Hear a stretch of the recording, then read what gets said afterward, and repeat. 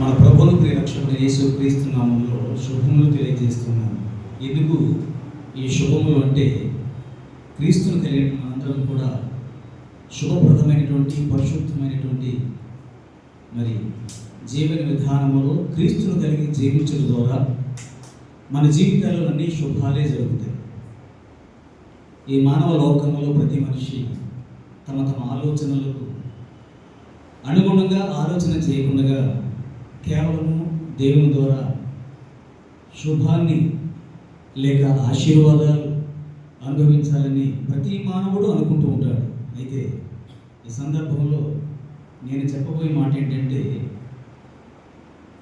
మనలందరినీ కూడా ఆయనే నిర్మించాడు, ఆయనే మనలను ఈ భూమి మీద ఉంచాడు కనుక ఆయన బాధ్యత ప్రకారం మనలందరినీ కూడా ఆశీర్వదిస్తూ మనల్ని కాపాడుచు ఆయన బిడ్డలుగా జీవించడానికి గొప్ప అధికారాన్ని ఆ దేవాది దేవుడు మనకి ఇచ్చాడు. అయితే మనము ప్రతి క్షణము కూడా, నేనేమంటానంటే, నిమిషానికి గుండె ఎన్నిసార్లు అయితే మన గుండె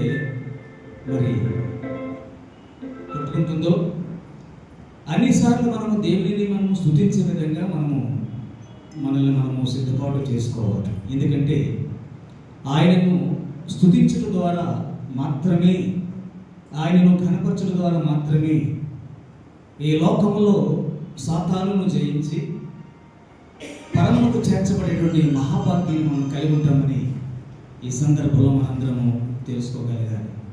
ఈ సమయంలో నాకు ఇంత చక్కని అవకాశం ఇచ్చిన దేవాది దేవునికి, మరి ముఖ్యంగా ఈ జీసస్ కాల్స్ లో ఉన్నటువంటి పార్ట్నర్స్గా ఉన్నటువంటి భాగస్వాములు ఉన్నటువంటి మీ అందరికీ, మరి ముఖ్యంగా మా ప్రియ సహోదరులు పెద్దలు వరప్రసాద్ గారికి నేను హృదయపూర్వక ధన్యవాదాలు తెలియజేస్తూ ఉన్నాను. మీరందరూ కూడా ఇంత ఆసక్తి కలిగి దేవుని యొక్క మాటలు వినాలని, దేవునితో మంచి సాంగత్యం కలిగి ఉండాలనే ఉద్దేశంతో మీరు వచ్చిన విధానం బట్టి తప్పగా మీరు దీవించబడతారు. దానిలో ఏమాత్రం అనుమానం లేదు. ఎందుకంటే దీవించబడేవారు, దీవించబడుచున్న వారు ఏ విధంగా దీవించబడుతున్నామో, ఏ విధంగా దేవుడిని ఆరాధించడం ద్వారా ఆయనతో మేము సాంగత్యం కలిగి ఉన్నామనేది మనం ప్రతి క్షణము మనము పరిశీలన చేసుకుంటూ దేవుళ్ళు మనం సంతోషిస్తూ ఉంటాం. అయితే ఈ సందర్భంలో నేను మీతో మాట్లాడబోయే కొన్ని మాటలు మనం గమనించట్లయితే మత్తయి సువార్త, దయచేసి మీ బైబిల్ అంతా కూడా తెలిసి మత్తయి సువార్త 13వ అధ్యాయము 24వ వచనంలో ఉన్నటువంటి ప్రత్యక్షంగా ఆ దేవాది దేవుని యొక్క కుమారుడు యేసుక్రీస్తు చెప్పినటువంటి ఉపమానం, దానిని మనం అర్థం చేసుకోవడానికి మనం ప్రయత్నం చేద్దాం. మత్తయి సువార్త 13వ అధ్యాయము 24వ వచనంలో చక్కని మాట మనం గమనించగలుగుతాం. ఎవరైనా చదవండి. ఆయన మరి ఒక ఉపమానము వారితో చెప్పాను, ఏమనగా పరలోక రాజ్యము తన పొలములో మంచి విత్తనము విత్తిన ఒక మనుష్యుని పోలి ఉన్నది. ఒక్కసారి మనం ఆలోచన చేసినట్లయితే దేవాది దేవుడు ఈ భూమి మీద మనల్ని ఒక మంచి విత్తనము వలె మనల్ని ఉంచిన విధానంలో మనము ఎందుకు మానవ జీవిత విధానాన్ని విత్తనముగా మనం పోలుస్తున్నామని ఆలోచన చేసినట్లయితే, విత్తనముగా ఉంటే దానికి ఏమీ ప్రయోజనం లేదు. ఆ విత్తనము చనిపోయి మళ్ళీ అది చిగురించి అది మహావృక్షం అయినప్పుడు మాత్రమే దానికి ఒక అర్థం ఉంటుంది. అలానే ఈ భూమి మీద ఉద్భవించినట్టు మనము, లేక దేవుని ద్వారా నిర్మితమైన మనము ఒక మనిషిగా ఉంటే సరిపోదు. అందుకే నేను చిన్నప్పుడు ఒక పాట విన్నాను, సుశీల పాడినది, హృదయమే నీ ఆలయం క్రీస్తు అనే పాటలో మనిషిగా జీవించాలని, మంచిని మనసులో పెంచాలని, గుర్తుంది ఎవరికైనా? మనిషిగా బ్రతకాలని, మంచిని మనసులో పెంచాలని, సిలువలో నీవే మరణించి మృత్యువునే నీవు ఎదిరించి పరమున చేరిన దేవా, జయము జయము ఓ ప్రభువా, హృదయమే నీ ఆలయం క్రీస్తు. అంతే కదండి. మనిషిగా జీవించాలని, మంచిని మనసు పెంచాలని, అనేక మందికి మనము ఆదర్శంగా ఉండాలని దేవాది దేవుడు ఈ భూమి మీద నిన్ను నన్ను మనందరినీ కూడా నిర్మాణం చేశాడు, అనగా ఒక మంచి విత్తనముగా. అయితే ఆ దేవుడు విత్తినటువంటి విత్తనములలో మరి శ్రేష్టమైనటువంటి ఒక గోధుమ గింజ లేక గోధుమ పంటను ఏ విధంగా సాతాను మరి భ్రష్టు పట్టించడానికి ప్రయత్నం చేశాడో ఈ వాక్య భాగంలో మనం ఒకసారి గమనిద్దాం. 25వ వచనం, మనుషులు నిద్రించుచుండగా అతని శత్రువు వచ్చి గోధుమల మధ్య గురుగులు విత్తిపోయాయి. గమనించండి ప్రియ దేవుని బిడ్డలారా, గోధుమలు లేక గోధుమ పంట అనేది శ్రేష్టమైనది, మనిషికి ఎంతో అవసరమైనది. దాని ద్వారా ఎంతో మనిషి శారీరకంగా శక్తిని పొందేటువంటి అవకాశం ఉంటుంది ఈ గోధుమ మరి ఈ శ్రేష్టమైన పంట ద్వారా. అయితే మరి దేవుడు తన ఆలోచనలలో మంచి ఆలోచనతో విత్తినటువంటి ఆ మంచి విత్తనాలలో మరి తెలియకుండా మరి సాతాను వచ్చి ఆ గురుగులు మరి విత్తిపోవడం అనేది చాలా విచారదాయకం. ఎందుకంటే ఒక్కసారి మనము మరి ఏదైనా వనంలోకి వెళ్ళినట్లయితే అక్కడ ఆదామును చూసినట్టు దేవుడు, అనగా ఆదామును నిర్మాణం చేసిన తర్వాత దేవుడు ఎంతగానో సంతోషించాడు. ఆ సంతోషము కొద్దిసేపే లేక కొద్ది కాలమే ఉన్నట్టుగా మనం భావించవచ్చు, గమనించవచ్చు. ఎందుకనగా మరి ఆ ఏదైనా ఉన్నటువంటి సమస్తమైనటువంటి మరి అక్కడ ఉన్నటువంటి ఆ తోటలో ప్రతి వృక్ష ఫలములను దేవుడు తినమన్నాడు, కానీ ఒక్క ఫలవృక్షాన్ని మాత్రం, అనగా మంచి చెడ్డలను తెలివినిచ్చేటువంటి ఆ చెట్టు ఫలమును మాత్రమే తినవద్దన్నప్పుడు దానిని మరి భార్య భర్తలు ఇద్దరు కూడా అధిగమించి మరి ఈనాడు శాపానికి అందరూ కూడా లోనయ్యే విధంగా వారు చేసిన ప్రక్రియను బట్టి మనల్ని మనము గమనించుకుని అర్థం చేసుకుని ప్రభువులో మనం జీవించడానికి యథార్థంగా ఉండడానికి మనం ప్రయత్నించేయాలి. ఒక రోజున ఒక సేవకుడు మరొక సేవకుని ఎదురుకు వచ్చాడు. వచ్చి ఆ సేవకునితో మరొక సేవకుడు అంటున్నాడు, మీ సంఘంలో ఎంతమంది విశ్వాసులు లేక ఎంతమంది ఉన్నారని అన్నప్పుడు మరొక సేవకుడు చాలా తెలివిగా మాట్లాడాడు. ఆయన ఏంటంటే, మా సంఘంలో ఉన్నవారు ఎంతమంది అని మీరు అడుగుతున్నారు కదా, గోధుమల లేక గురుగుల అని అడిగాడు ఆయన. మీలో చాలామందికి అర్థమై ఉండవచ్చు. ఈనాడు సంఘాలలో కూడా గోధుమలుగా ఉన్నటువంటి శ్రేష్టమైన విత్తనములు ఉన్నటువంటి వారిలో కూడా ఎవరిలో లేక మరొకరిలో ఈ గురుగులతో కూడినటువంటి స్వభావం కలిగినటువంటి వ్యక్తులు వచ్చి వారి విశ్వాసాన్ని పాడు చేసే విధంగా కూడా సంఘాలు లేకపోలేదు. అయినప్పటికీ మనము గమనించాల్సిన విషయం ఏంటంటే, చాలా జాగ్రత్త మనం తెలుసుకుందాం. మనం చేసే ప్రార్థనను బట్టి, మనం చేసేటువంటి భక్తిని బట్టి ఎలాంటి సాతానులైనా సరే, ఎంత బలమైనటువంటి సాతాను శక్తులు కలిగిన వారైనా సరే, మనము మన క్రియలను బట్టి మారు మనసు పొంది లేక మార్పు చెందే విధంగా మనము జీవించగలమని ప్రభు పేట మనం చేస్తున్నాం. అలానే 26 వచ్చినప్పుడు మనం చూసినట్లయితే, మొలకలు పెరిగి గింజ పట్టినప్పుడు గురుగులు కూడా ఆగపడాయి. చూడండి, చాలా సందర్భాల్లో మరి ఈనాడైతే చాలామంది మరి అప్డేట్ అయిపోయి ఏదో మంచి మంచి ఉద్యోగాలు చేయాలనుకుంటారు. కానీ నేను చిన్నప్పుడు చాలా గమనించిన విషయాలు ఏంటంటే, ఎక్కడ చూసినా సరే వరి పంట లేకపోతే చక్కని పంటలు పండించే విధానాన్ని నేను గమనించేవాడిని. ఇప్పుడు చాలా తగ్గిపోయింది అనుకోండి. అయితే ఆ వరి నాటినప్పుడు అంతా కూడా చక్కగా ఒకే స్థాయిలో ఒకే ఎదుగుదలలో ఉన్నటువంటి సందర్భాలలో మరి రైతు చాలా జాగ్రత్తగా గమనించి ఎక్కడైనా మరి కలుపు ఉన్నదేమో గమనించి ఆ కలుపు మొక్కలు ఎదుగుతున్న సందర్భంలో వాటిని తీసి లేక పెరిగి బయట పడేస్తూ ఉంటాడు. ఎందుకు మనకు తెలుసు. ఎందుకంటే ఆ రైతు ఆ పంటకు వేసేటువంటి ఆ మంచి ఎరువును బట్టి ఈ పిచ్చి మొక్కలు కూడా దానిని పొందుకుని వీటికి కావలసిన బలాన్ని అవి దొంగిలిస్తాయి లేక అవి తీసుకుంటే ఉద్దేశంతో వాటిని కలుపు తీసేస్తూ ఉంటారు. అయితే గమనించండి ప్రతి దేవుని బిడ్డలారా, మన దేవుడు మాత్రం ఆ విధంగా ఆలోచన చేయటం లేదు. గురుగుల పంటను అలానే గురుగులను కూడా ఒకే రీతిగా చూస్తున్నాడు. ఎందుకనంటే ఈ గోధుమలను బట్టి లేక శ్రేష్టమైన దేవునికి భయభక్తులుగా జీవించే వారిని బట్టి సాతాను సంబంధంగా జీవించే వారు కూడా మారు మనసు పొందుతారనే ఉద్దేశంతో వారికి కూడా మరి దేవుడు అవకాశం ఇస్తున్న సందర్భంలో మనం గమనించాల్సిన విషయం ఏంటంటే, మన విశ్వాసాన్ని మనం చాలా జాగ్రత్తగా మనము కాపాడుకున్నట్టుగా మనము ప్రయత్నం చేస్తూ ఉంటాం. ఎందుకంటే ఈనాడు చాలా మందిలో విశ్వాసం ఉంటుంది, కానీ విశ్వాసాన్ని బట్టి చాలా త్వరితగతిన కార్యాలు జరగాలని ఆలోచన చేస్తూ ఉంటాం. మరి అలా అబ్రహాము ఆలోచన చేసినట్లయితే ఈనాడు ఆయన మనకు లేక విశ్వాసం జీవించిన మనకు ఆయన తండ్రిగా ఉండేటువంటి అవకాశం ఉండేది కాదు. ఎందుకంటే విశ్వాసం అనేది నిరీక్షించబడు వాటి నిజ స్వరూపం. అనగా విశ్వాసం మనం ఎప్పుడైతే కలిగి ఉంటామో మనము నిరీక్షణతో దేవుడు చేసేటువంటి కార్యాల కొరకు మనం ఎదురు చూసే విధంగా ఉండాలి తప్ప మనం విశ్వసించిన వెంటనే కార్యాలు జరగబోయే విధంగా మాత్రం మనం ఆలోచన చేయకూడదు. ఈ ఆలోచన అంతా కూడా దేవునికి వ్యతిరేకమైనదని ఈ సందర్భంలో మనం తెలుసుకోగలగాలి.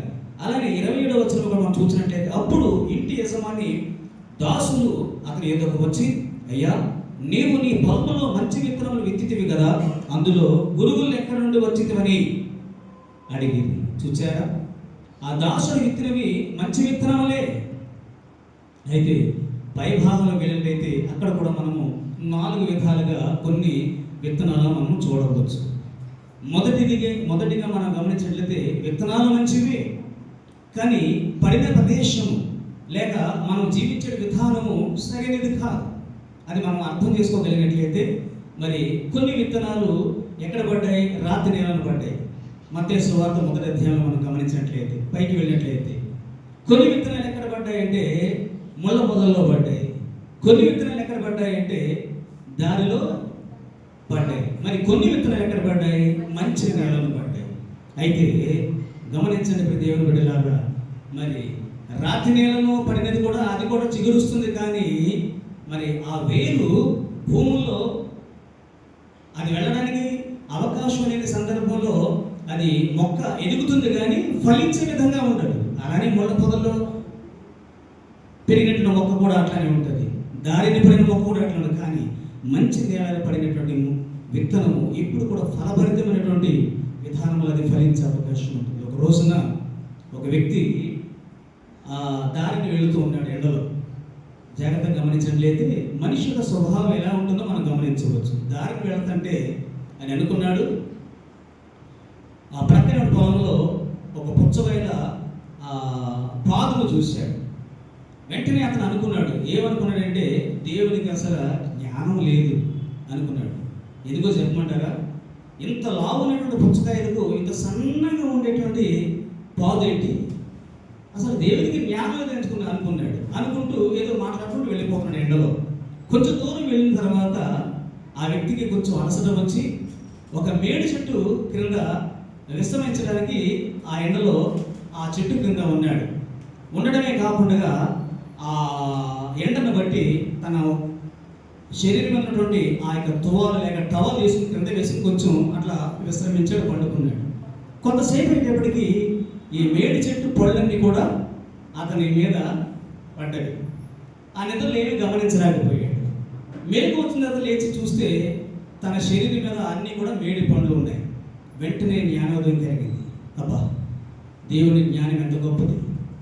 ఇంత పెద్ద చెట్టుకి ఇంత చిన్న చిన్న మేడి పళ్ళు, పుచ్చకాయలు లాంటి కాయలు ఏమైనా ఉంటే నా జీవితం ఏమైపోయేది నిద్రలో అని అతనికి జ్ఞానోదయం కలిగింది. నిజమే, దేవుడు ఏది నిర్మాణం చేసినట్టు కూడా ఒక ఆలోచన ఉంటుంది. ఆ ఆలోచనను మనం ప్రార్థనాపూర్వకంగా మనం సేకరించుకొని స్వీకరించి దాని ప్రకారంగా మనం జీవించగలిగినట్లయితే తప్పకుండా మనం దీవించబడతాం.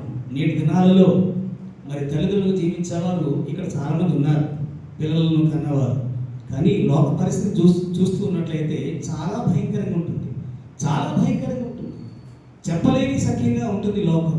అలాంటి లోకంలో మనము అనునిత్యము అనుక్షణము కూడా మనము మరి ప్రార్థనా సహవాసంతో దేవునికి దగ్గరగా ఉండే విధంగా మనం జీవించగలిగినట్లయితే తప్పకుండా మనం జీవించబడతాం. ఈ సందర్భంలో ప్రార్థనకు అనుగుణంగా ఉండేటువంటి కొన్ని మాటలు నేను మీతో చెప్పి నేను ఆ మాటలను ముగించాలని ఆశపడుతున్నాను. మొదటిగా మనం గమనించినట్లయితే మరి మొదటి పేతురు గ్రంథము 4వ అధ్యాయము 7వ వచనములో చాలా చక్కని మాట మనం గమనించగలుగుతాం.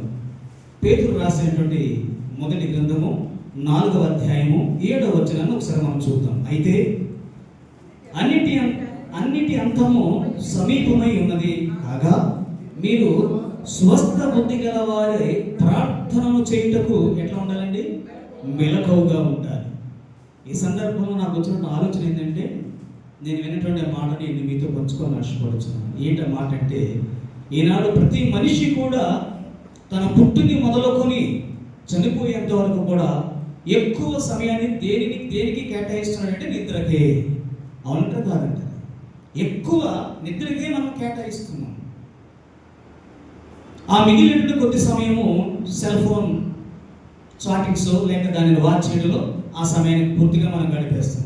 అయితే బైబిల్ చదివి ప్రార్థన చేసేటువంటి ఆలోచన కానీ లేక ఆ యొక్క క్రమముతో ఉన్న దైవభక్తి కానీ ఈనాడు మానవుల్లో ఎక్కడ కూడా కనిపించట్లేదు. అయితే ఈ మాటలు విన్న తర్వాత మనం తెలుసుకున్న విషయం ఏంటంటే, ఎక్కువ మనము బైబిల్ చదివి ప్రార్థన చేయడం ద్వారా, నేను చాలా సంతోషంగా చెప్తాను ఈ మాట, మనము దీవించబడమే కాకుండా మన బిడ్డలు ఆశీర్వదించబడతారు. వాక్యం ఏమైనా సెలవిస్తుందంటే, దేవుని యందు యథార్థమైనటువంటి జీవిత విధానాలు మనం కొనసాగించబడడం ద్వారా, దేవుని మనము నమ్మకంగా భక్తి చేయడం ద్వారా మీ బిడ్డలను నేను ఆస్తికర్తలను చేస్తానని చెప్పి దేవుడు ఈ వాక్యం ద్వారా మనతో మాట్లాడుతున్నాడు. దీనికి అర్థం ఏంటంటే, మనం చేయాల్సింది ప్రార్థన.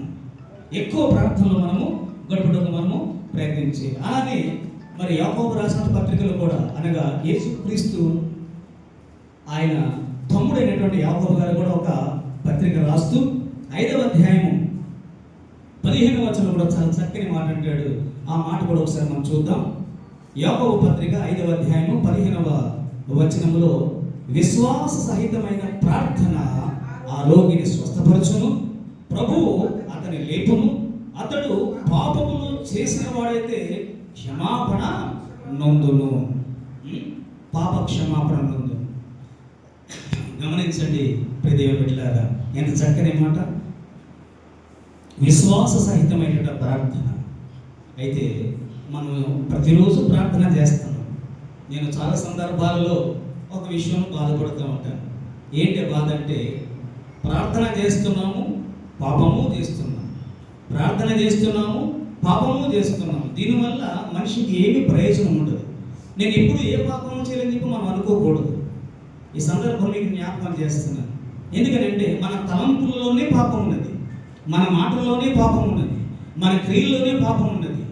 కనుక ఈ విధంగా మనము ఇన్ని పాపాలు చేస్తూ కూడా మనం ప్రార్థన చేయడం ద్వారా ప్రయోజనం లేదని సందర్భంలో మీకు జ్ఞాపకం చేస్తున్నాను. నేను చాలా సంతోషంగా చెప్పగలిగిన ఒక మాట ఏంటంటే, మరి మోషే ధర్మశాస్త్ర ప్రకారం వ్యభిచారంలో పట్టబడిన వారిని ఏం చేయాలి? రాళ్లతో కొట్టి చంపాలి. చాలా జాగ్రత్తగా మనం గమనించినట్లయితే, మరి ఆ దినాలలో ఒక స్త్రీ పాపం చేస్తుంది, వ్యభిచారం అనే పాపం. మరి మోషే ధర్మశాస్త్ర ప్రకారం రాళ్లతో కొట్టి చంపడానికి ఆమెను తరుముతూ ఉంటారు. విచారం ఏంటంటే, ఆమెతో పాపం చేసిన వారు కూడా ఆ గుంపులో ఉండటం చాలా విచారదాయకం. చాలా జాగ్రత్తగా మనం గమనించగలిగినట్లయితే, ఆ సందర్భంలో మరి దైవ కుమారుడు అక్కడ ప్రత్యక్షమై వారిని ఆపి, మీరు ఎవరైతే పాపం చేయలేదో ఆమె మీద మొదటగా రాయి వేయమన్నప్పుడు, అందరూ పాపం చేసిన వారే, పాపం చేయని వాడు ఎవరూ లేరు అక్కడ అని వంగి ఆ దైవ కుమారుడు నేల మీద ఏమో రాయించుండని చెప్పి బైబిల్ ఉంటుంది. వారు అనుకుంటారు ఏమో మా పాపాలు రాస్తానని చెప్పి ఆ రాళ్ళు కింద పడేసి వారు వెళ్ళిపోతారు. వాళ్ళు వెళ్ళిపోయిన సందర్భంలో ఆమెతో మాట్లాడతాడు దేవుడు. ఏమని అంటే, అమ్మా అని పిలుస్తాడు. ఎంత సంతోషమో గమనించండి, ఎంత ఆనందమో చూడండి. ఆ పిలుపు ఆమె ఎప్పుడూ వినలేదు. ఆ పిలుపు, అమ్మా అనేటువంటి పిలుపు ఆమె ఎప్పుడూ వినలేదు. ఆ పిలుపే తన జీవితాన్ని పూర్తిగా మార్చేసింది. మార్చడమే కాదు, ఆ దైవ కుమారుడు అన్నటువంటి చక్కని మాట ఏంటో చెప్పమంటారా? నేను కూడా నిన్ను శిక్షించాను, ఇక మీదట పాపము చేయకు అన్నాడు. ఆమె మరణించేంత వరకు కూడా ఎక్కడ పాపం చేసినట్టు దాఖలాలు ఎక్కడా లేవు బైబిల్. గమనించండి. వెంటనే అంత ఘోరాతిఘోరమైన జీవితాన్ని జీవించినటువంటి ఆ స్త్రీ ఎప్పుడైతే ఆ దైవ కుమారుడు ఆమెను పిలిచిన పిలుపుకు ఆమె లోబడి తన జీవితాన్ని మార్చుకుంది. అయితే ఒక విశేషాన్ని కూడా మీకు నేను చెప్పాలని ఆశపడుతున్నాను. ఇది చరిత్రలో ఉంటుంది.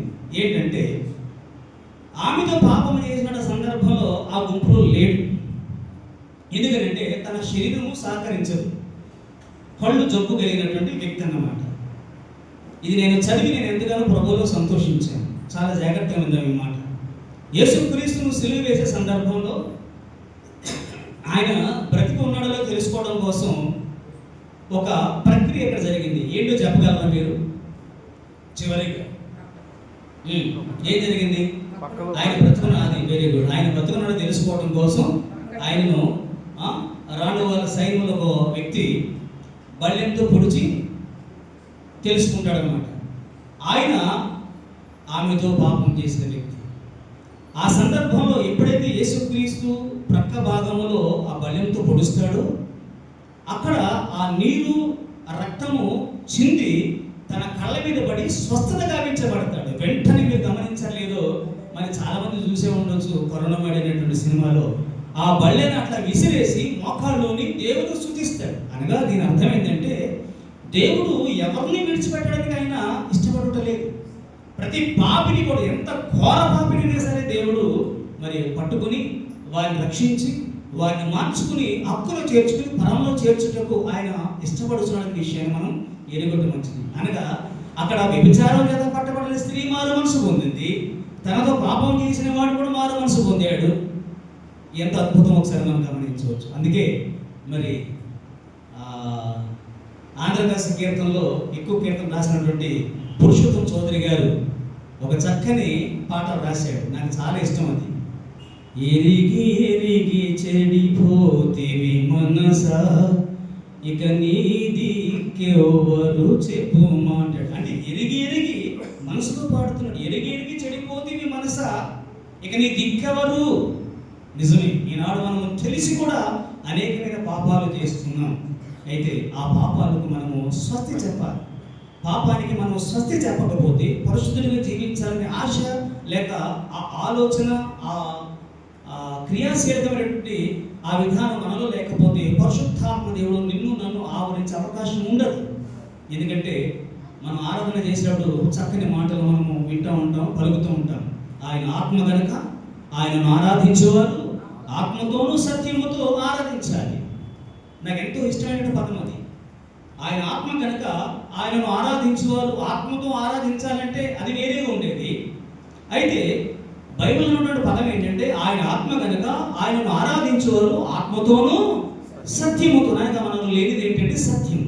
అసత్యముతో మనము ఆయనను ఆరాధించడం ద్వారా మనకు మేలు జరగదని ఈ సందర్భంలో మీకు జ్ఞాపకం చేస్తున్నాను. మీరు ఇంత శ్రద్ధ కలిగి ఎంత ఆశ కలిగి దేవుని సముఖంలో ఉండాలని మీరు వచ్చినటువంటి మీరు దేవునితో జీవించడానికి ఒక్కొక్క మెట్టు ఎక్కడానికి మనం ప్రయత్నం చేయాలి. ఆ విధంగా మనం ఎక్కుట ద్వారా మనము దేవుని యొద్దకు మనము చేర్చబడే అవకాశాన్ని మనం పొందుకుంటామని సందర్భంలో మీకు నేను జ్ఞాపకం చేస్తున్నాను. మరొక మాట మనం చూసినట్లయితే కొలసీ పత్రిక పుస్తకం పౌలు కొలసీ సంఘానికి రాస్తూ 4వ అధ్యాయము 2వ వచనంలో ఒక చక్కని మాట అంటాడు. ప్రార్థన యందు నిలకడగా ఉండి కృతజ్ఞత గలవారై దాని యందు మెలకువగా ఉండండి. మరియు నేను బంధకములతోనూ ఉంచబడుటకు కారణమైన క్రీస్తు మరణమును కూర్చుని నేను బోధింపవలసిన విధముగానే ఆ మర్మమును వెల్లడిపరచునట్లు వాక్యము చెప్పుటకు అనుకూలమైన సమయము దేవుడు దయచేయవలనని మా కొరకు ప్రార్థించుడి. చూడండి ఇక్కడ ఇంత చక్కని మాట. ప్రార్థన ఎందుకు మనము ఎలా ఉండాలండి? నిలకడ. ఈనాడు మొన్న నేను కొంచెం కష్టపడ్డాను. ఎందుకంటే ఎక్కడికి వెళ్ళినా సరే నిలబడి మాట్లాడడం లేకపోతే కూర్చుని పాటలు పాడలేదు మాట్లాడుతూ ఉంటాం. మోకాళ్ళ మీద ఉండేసరికి 5 నిమిషాలు ఉండేసరికి నా మోకాళ్ళు నాకు సహకరించలేదు. చాలా ఇబ్బంది కలిగింది, చాలా బాధపడ్డాను. ఎందుకంటే ఒక చక్కని మాట నా చిన్నతనంలో విన్నటువంటి మాట ఏంటంటే నీ మోకాలు నల్లబడితే నీ ముఖము తెల్లబడుతుంది. అంటే మోకాళ్ళ మీద ఉండేటువంటి ప్రార్థన, ఆ మోకాళ్ళ మీద ఉండి చేసేటువంటి ప్రార్థన దేవుడు తప్పకుండా అంగీకరిస్తాడు.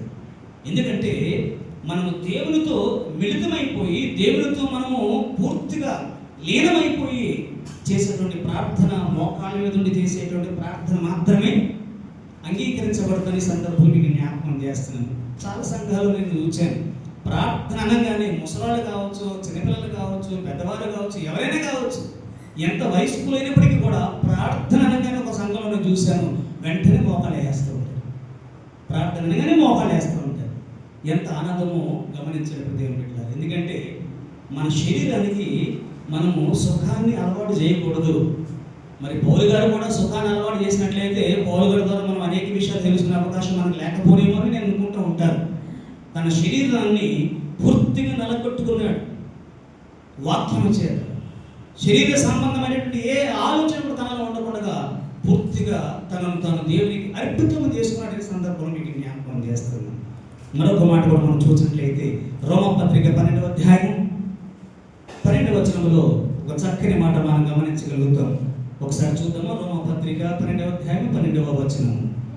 నిరీక్షణ గలవారే సంతోషించుచు, శ్రమయందు ఓర్పు గలవారే ప్రార్థనయందు పట్టుదల కలిగి ఉండుడి. అంటే ప్రార్థనలో ఎంత శక్తి ఉన్నదో మరి మనం అర్థం చేసుకోగలం. దీనిని బట్టి ఇంతకుముందు కూడా నేను మీతో చెప్పినట్టున్నాను. ఈనాడు మరి మహాత్ముడు ఆయన చనిపోయినప్పటికీ కూడా చివరికి మనము ఉపయోగించేటువంటి ధనం మీద కూడా, ఆ నోట్స్ మీద కూడా మరి గాంధీ గారు బొమ్మ ఉండడం చాలా ఆశ్చర్యానికి మనం లోనే అవకాశం ఉంది. దానికి కారణం ఏంటి చెప్పమంటే ఈ బైబిలే. ఆయన మహాత్ముడు గావించబడడానికి కారణము బైబిలే. ఎందుకో చెప్పమంటారా? ఆయన రాసినటువంటి సుమారుగా 150 సంవత్సరాలు అవుతుందేమో.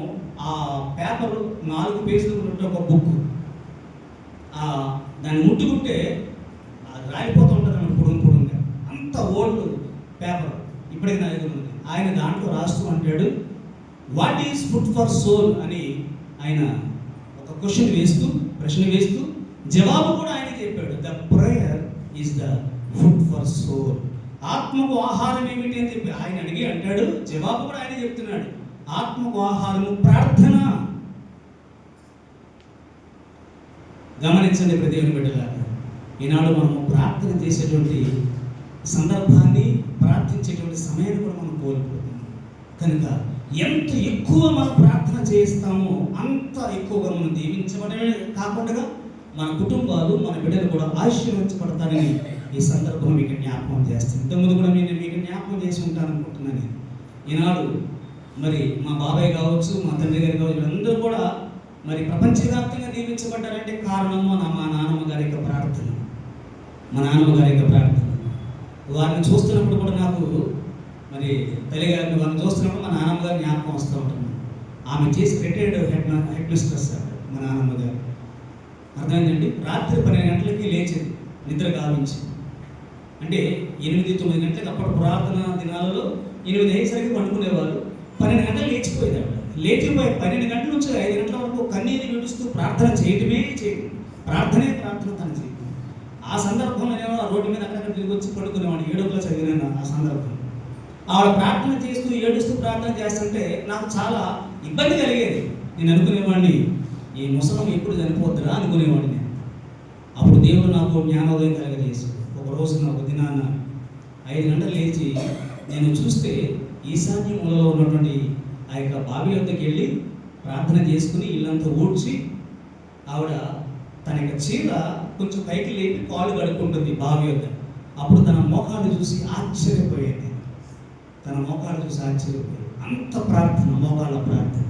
ఆ ప్రార్థన యావత్ కుటుంబాన్ని మరి దీవెన పదంలో నడిపించిందని ఈ సందర్భానికి సంతోషంగా చెప్పలేదు. ఈ మాట మరొక మాట చివరిగా మనం చూసుకుని ఈ మాట ముగించుకున్నాం. అపోస్తలుల కార్యములు 1వ అధ్యాయం 14వ వచనంలో ఒక చక్కని మాట మనము గమనించగలుగుతాం. అపోస్తలుల కార్యములు 1వ అధ్యాయం 14వ వచనం. వీరందరూ వీరితో కూడా కొందరు స్త్రీలను యేసు తల్లి అయిన మరియు ఆయన సహోదరులను ఏక మనసుతో ఎడతెగక ప్రార్థన చేయుచుండిరి. హల్లెలూయా, హల్లెలూయా. ఇక్కడ చాలా సంతోషకరమైన మాట ఏంటంటే ఏక మనస్సు. వేరు మనస్సులుగా ఇక్కడ మనందరం కూడా ఏక మనస్సుతో ప్రార్థించడం ద్వారా గొప్ప గొప్ప కార్యాలు మనము చూచి ప్రభువు సంతోషించే మహాభాగ్యాన్ని మనం కలుగుంటామని ఈ సందర్భంలో మీకు నేను జ్ఞాపకం చేస్తాను. ఏక మనసుతో ఏం చేశారు? ఎడతెగక. అంటే దేర్ ఇస్ నో లిమిట్. ఇక లిమిట్ లేని ప్రార్థనకి చేస్తూనే ఉన్నారన్నమాట. ఎందుకు అంటే ఎక్కువ మనం దేవుడితో గడిపి ప్రార్థన చేయడం ద్వారా సాతాను బంధకాలలో నుంచి మనకు విడుదల కలుగుతుందని ఈ సందర్భంలో మనము తెలుసుకోవాలి, నేర్చుకోవాల్సిన సందర్భం మీకు జ్ఞాపకం చేస్తాను. కనుక ఈ భూమి మీద విత్తబడినటువంటి మనము మంచి విత్తనముల వలె. అయితే చివరిలో ఒక చక్కని మాట ఉంటుంది. అందుకే ఆయన ప్రేమమయుడైన మన ప్రభువైన యేసుక్రీస్తు. ఎందుకో చెప్పమంటారా? ఆ గురుగులు మాత్రము ఆ యొక్క ఆ వ్యక్తితో లేక రైతుతో చెప్పిన మాట అంటే వాటిని మీరు ఏమీ చేయొద్దు, కోతకాలం వరకు వాటిని అలానే ఉండనివ్వండి. ఆ తర్వాత కోత సమయంలో గోధుమలను నా కొట్టలకు చేర్చండి, ఆ గురుగులను కట్టలు కట్టి ఎక్కడ ఏమన్నాడు. కనుక దీనిలో మనం అర్థం చేసుకోవాల్సిన గొప్ప ఆశీర్వాదం ఏంటంటే, మనం సమాజంలో నడుస్తూ ఉంటాం, అనేక చోట్ల మనం ప్రయాణం చేస్తూ ఉంటాం. అందరూ పరిశుద్ధులని మనం చెప్పడానికి లేదు. కొందరు పాప సంబంధంగా జీవించేవారు ఉంటారు, కొంతమంది పరిశుద్ధులు, అందరూ కలిసి మనం జీవిస్తున్నాం. ఆ సందర్భంలో మరి దేవుడు ఒకరిని బట్టి ఒకరు మారు మనసు పొంది దేవునికి దగ్గరయ్యే విధంగా అందరినీ కలిసి జీవించడానికి దేవుడు అనుమతిస్తున్నాడు. ఆ సందర్భంలో మనము అజ్ఞానులే కాకుండా జ్ఞానవంతుల వల్లే మనము మన జ్ఞానముతో ఇతరులను కూడా మనము దేవుడు నడిపించే విధంగా మనం జీవించాలి. ఇంతకుముందు కూడా నేను మీకు జ్ఞాపకం చేశాను. ఒక్కొక్కరి మీద బాధ్యత ఏంటంటే ఈచ్ వన్ క్యాచ్. ఒక్కొక్కరు ఒక్కరిని పట్టుకుంటే చాలు. ఆ ఈచ్ వన్ అనేవారు కూడా వారు పరిశుద్ధ సహవాసంలో ఉండగలిగితేనే అది వారికి సాధ్యమవుతుంది. కనుక మనందరం కూడా ఇక్కడ చేర్చబడి మనందరం కూడా మరి ఈ జీసస్ కాస్ మరి భాగస్వామ్యం మీరందరూ కూడా ఒక్కొక్కరిని మరి దేవుని వైపు మలచగలిగినట్లయితే మరి ఈ బందరు అనేటువంటి ఈ ప్రాంతం ఎంతగానో దీవించబడుతుందని నేను సంతోషిస్తున్న మాట మీతో నేను పంచుకుంటున్నాను. దేవుడు ఈ మాటలను మన ఇంట్లో దీవించి ఆదరించి ఆశీర్వదించును గాక. ఈ అవకాశం ఇచ్చినటువంటి మీ అందరికీ మరి ముఖ్యంగా పెద్దలు మరి వరప్రసాద్ గారికి దేవాదేవుడికి నేను కృతజ్ఞత తెలియజేసి నా మాటలు ముగిస్తున్నాను. May God bless you. Thank you.